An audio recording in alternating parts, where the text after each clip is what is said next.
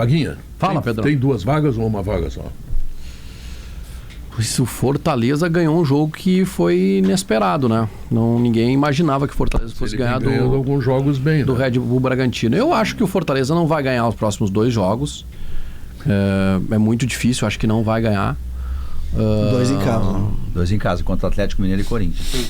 Mas são jogos difíceis, né? Não posso acreditar que o Fortaleza virou o Real Madrid. Mas a gente achava que o Fortaleza não ganhava do Bragantino fora. Sim, eu acabei de falar aqui. Mas é isso que eu tô dizendo. Esperava. Eu tô dizendo é que, na verdade, o inesperado está acontecendo. Como ninguém esperava que o Inter fosse ganhar do Ceará. Exatamente, ganhou, né? É isso aí.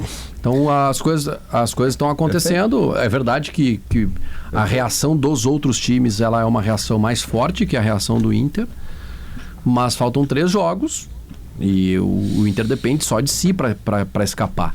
Se vai abrir outra vaga, eu acho que o Ceará ainda é candidato a essa outra vaga.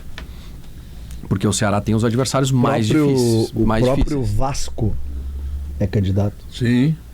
Amanhã o jogo do Inter decide quem vai seguir brigando para não cair. Se o Vasco ou se o Inter.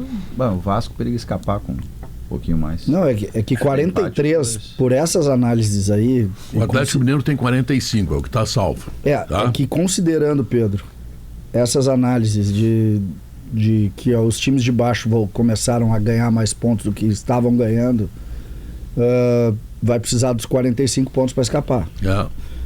Se precisa dos 45 pontos para escapar, e eu digo tudo em tese, porque o Vitória se perder... amanhã, ou melhor, sábado, se o Vitória perde pro Mirassol em casa, talvez baixe essa linha aí.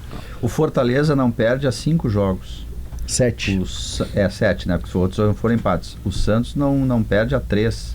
O Vitória há 4 não perde. O Inter não perde há 2. 3.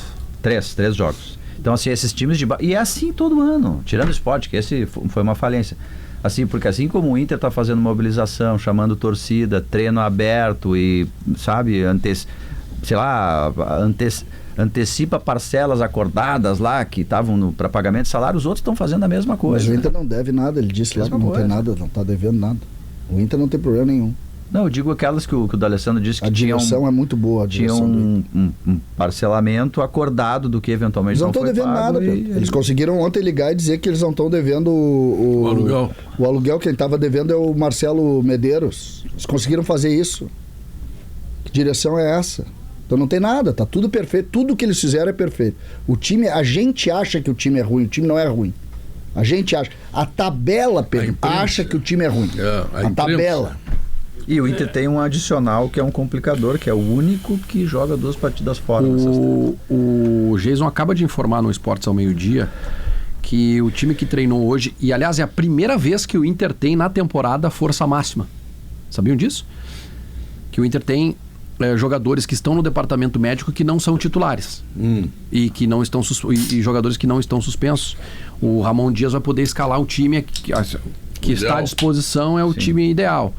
E a informação do Geiso é que ele vai repetir a escalação que começou o jogo contra o Bahia, sem Carboneiro. O Carboneiro fica no banco e o Ricardo Matias fica no banco também. Tá certo, ele não precisa ganhar, tá certo.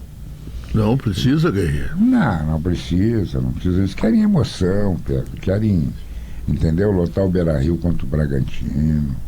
Não precisa, não. O Internacional tá tranquilo, o Internacional mais um ponto, tá pronto.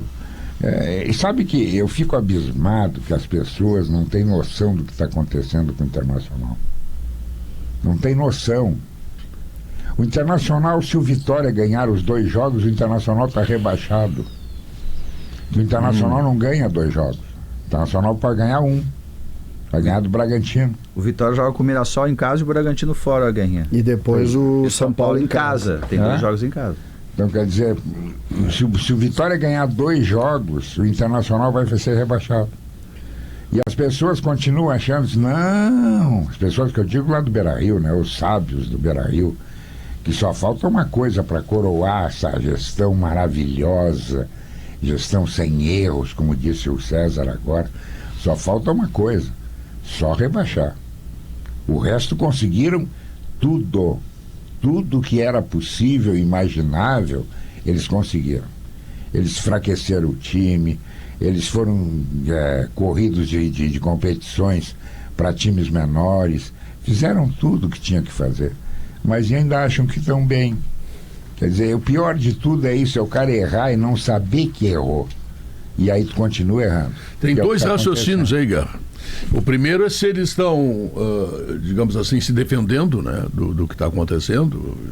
Deve, mas não admite publicamente. Essa hora tem que botar o rabo no meio das pernas e seguir trabalhando, Pedro. Acabou. Fim de papo. Não, eu até estou sugerindo, e fiz um comentário, botei nas redes sociais, que seria bom para o Inter e para as pessoas que elas se retirassem. Quer dizer, principalmente o presidente e o vice de futebol, eles não acertaram, eles são pessoas competentes, né? Pelo que eu sei, o presidente do Inter teve um bom trabalho lá no Partido dos Trabalhadores, o advogado Bisol também é é muito bem sucedido. extremamente competente, exatamente. Agora, não acertaram, a coisa não está andando, está dando tudo errado, tudo que está em torno, quer dizer, aquilo, bom, vamos contratar o Borré é espetacular e tal, aí ele foi mal no Frankfurt. Aí ele era reserva do Werder Bremen.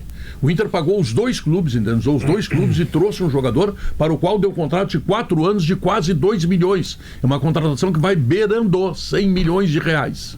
Tá entendendo?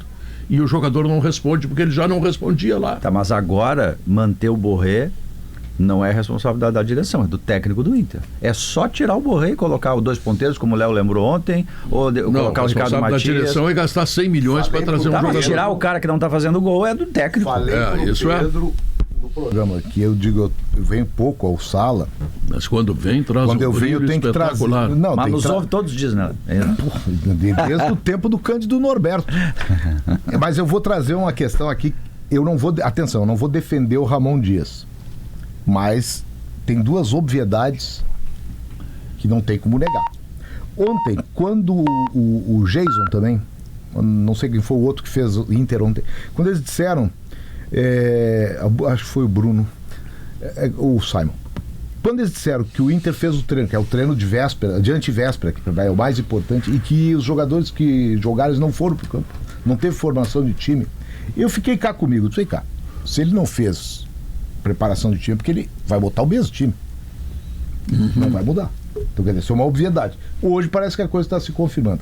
A outra Confirmadíssimo. A outra obviedade, essa aí está na cabeça, eu acho que do Ramon Dias, mas a gente tem que olhar com certo respeito.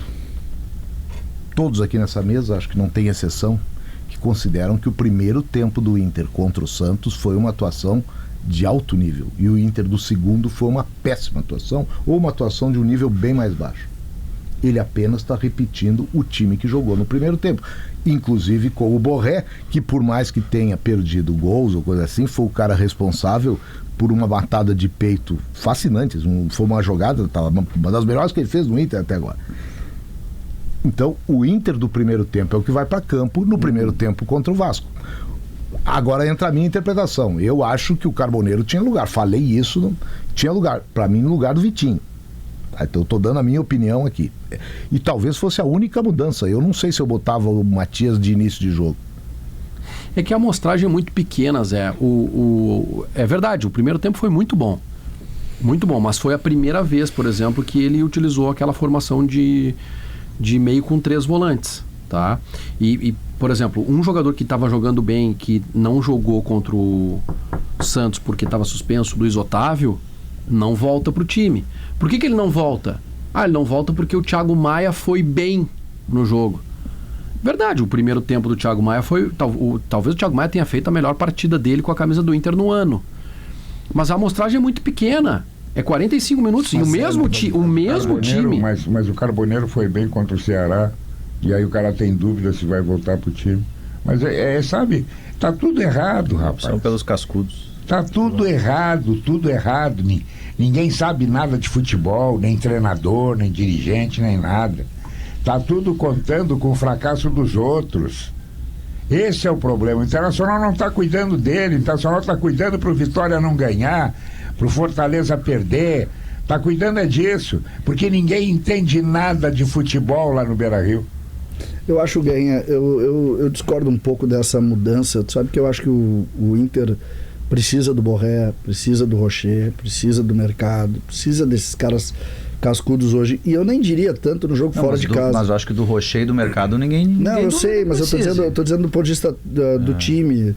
Não tanto, Zé, pelo primeiro tempo, porque contra o Bahia tinha feito um primeiro tempo muito bom também. O time era diferente. Eu tô tentando, César, entender uma coisa com a qual eu não concordo. Eu quero botar o Carboneiro. E também lembro aqui a favor do Ramon Dias, que é o seguinte, o Carboneiro foi muito bem no Ceará, né? Entrou no segundo tempo. Ele entrou no segundo tempo.